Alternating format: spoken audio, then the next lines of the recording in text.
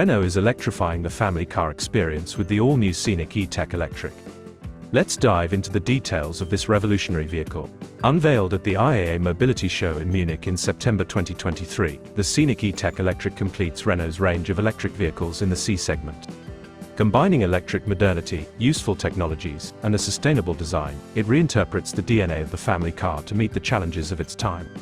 And it's not just us who think highly of it. It recently won the Car of the Year 2024 trophy, a testament to its strategic, design, and technological excellence. The Scenic has a rich history, revolutionizing the market in 1996 as the first compact MPV in European automotive history. Now, in 2024, the Scenic E-Tech Electric reinvents the codes of the family car.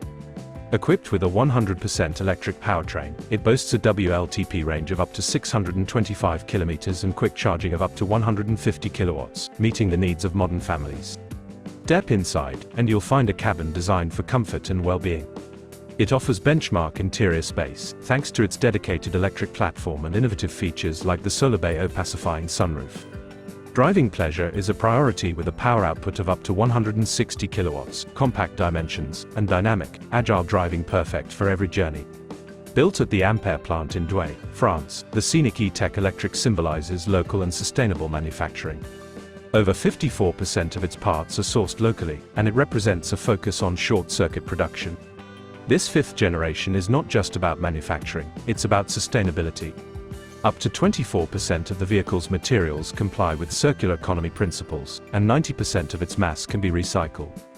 And here's the exciting part: the Scenic E-Tech Electric is available to order in France starting at €39,990, making it one of the best value propositions on the market.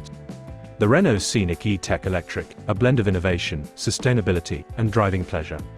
It's not just a car, it's a forward-thinking experience.